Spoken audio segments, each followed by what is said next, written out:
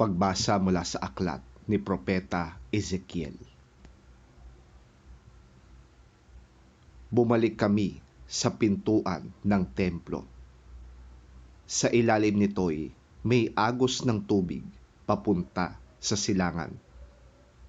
Ang templo'y paharap sa silangan. Ang agos ay nagmumula sa gawing timog na bahagi ng templo, sa gawing timog ng altar. Lumabas kami sa pintuan sa gawing hilaga at iniligid niya ako papalabas sa pintuan sa gawing silangan. Doon ay may mahinang agos ng tubig mula sa gawing timog ng hagdanan. Nagtuloy kami sa gawing silangan. May hawak siyang panukat. Sumukat siya ng 500 metro. Pagkatapos, lumusong kami sa tubig na hanggang bukong-bukong. Sumukat muli siya ng 500 metro at umabot ito hanggang tuhod. Sumukat siyang muli ng 500 metro at nang lumusong kami sa tubig, ito'y hanggang bewang. Sumukat uli siya ng 500 metro, ngunit yon ay isa ng ilog at hindi na ako makalusong. Malalim ang tubig at kailangang languyin upang matawid. Sinabi niya sa akin, Ezekiel, anak ng tao, tandaan mo ang lugar na ito. Naglakad kami sa pampang ng nasabing ilog. Nang ako'y pabalik na, nakita ko ang makapal na puno sa magkabilang pampang ng ilog. Sinabi niya sa akin, ang tubig na ito ay papunta sa dakong silangan hanggang dagat na patay. Pag-abot nito sa dagat na patay, malilinis ang tubig nito. Lahat ng lugar na maagusan nito ay magkakaroon ng lahat ng uri ng hayop at isda.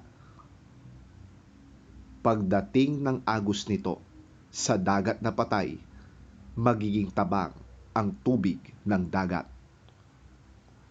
Lahat ng lugar na abutin nito ay magkakaroon ng buhay.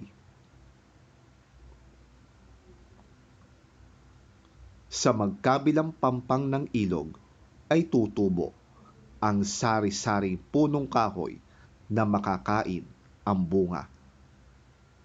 Hindi malalanta ang mga dahon nito ni mawawalan ng bunga sapagkat ang didilig dito ay ang tubig na umaagos mula sa templo. Ito ay patuloy na mamumunga sa buong taon. Ang bunga nito ay pagkain at gamot naman ang mga dahon.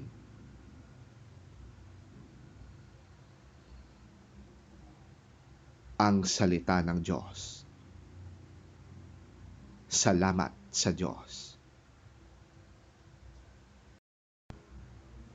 Ang mabuting balita ng Panginoon ayon kay San Juan. Papuri sa iyo, Panginoon. Pagkaraan nito'y pumunta si Jesus sa Jerusalem upang dumalo sa isang pista ng mga Hudyo. Sa lungsod na ito, na malapit sa pintuan ng mga tupa, ay may malaking deposito ng tubig na may 5 portiko. Kung tawagin ito sa wikang Hebreo ay Betzata. Nasa paligid nito ang maraming may sakit, mga bulag, mga pilay, at mga paralitiko. May isang lalaki doon na 38 taon nang may sakit.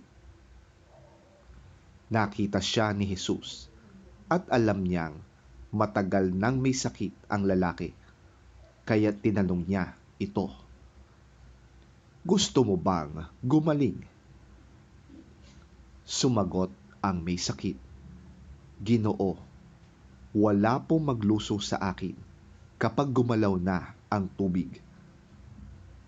Papunta pa lamang ako, may nauuna na sa akin."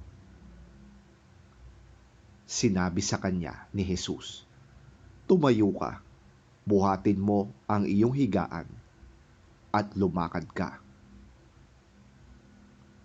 Noon di gumaling ang lalaki.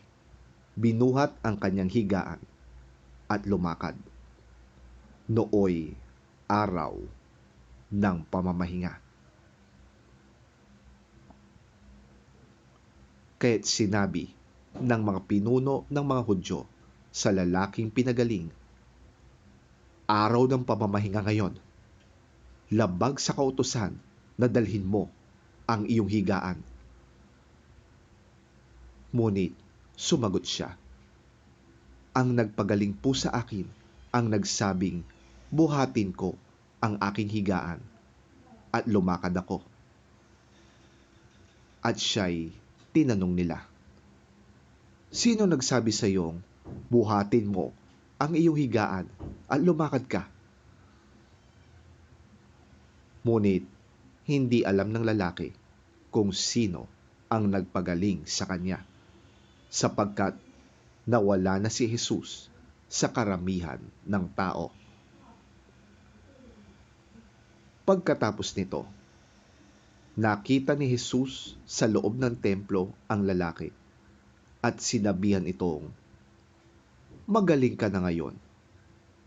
Huwag ka nang gumawa ng kasalanan at baka masahol pa riyan ang mangyari sa iyo."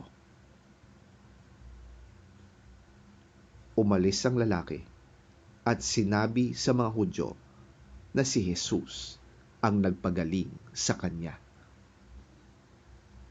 Dahil dito, si Jesus ay sinimulang usigin ng mga pinuno ng mga Hudyo sapagkat nagpagaling siya sa araw ng pamamahinga.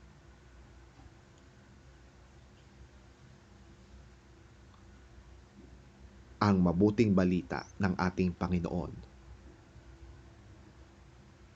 Pinupuri ka namin, Panginoong Hesukristo.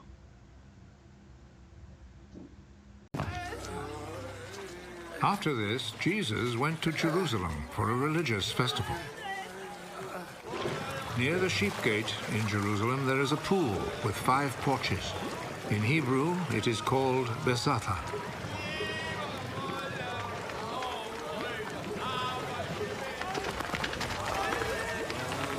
A large crowd of sick people were lying on the porches. The blind, the lame, and the paralyzed.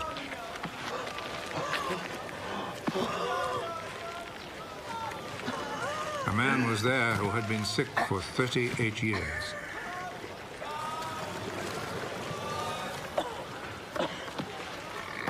Jesus saw him lying there, and he knew that the man had been sick for such a long time.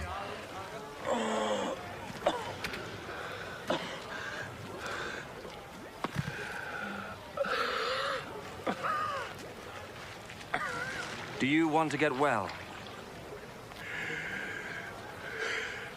Sir, I don't have anyone here to put me in the pool when the water is stirred up. While I'm trying to get in, somebody else gets there first.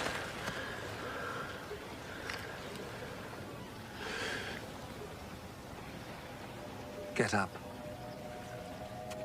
Pick up your mat and walk.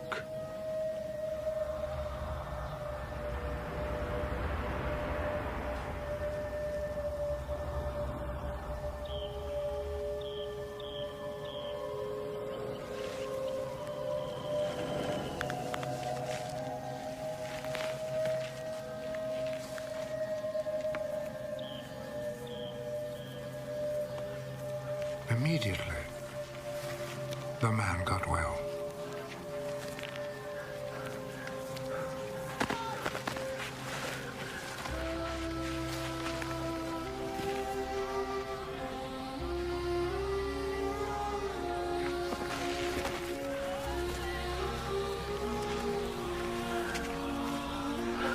He picked up his mat and started walking.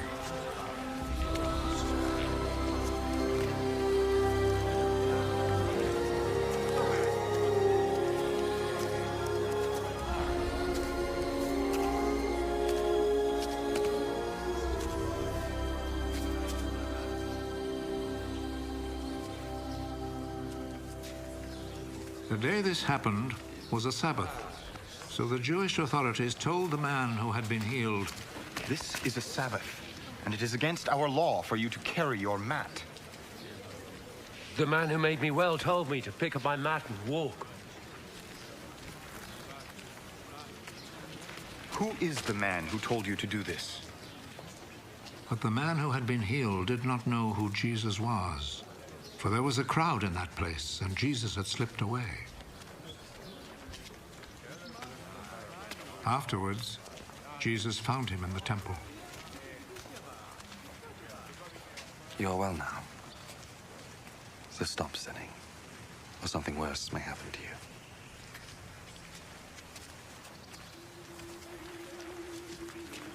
Then the man left and told the Jewish authorities that it was Jesus who had healed him.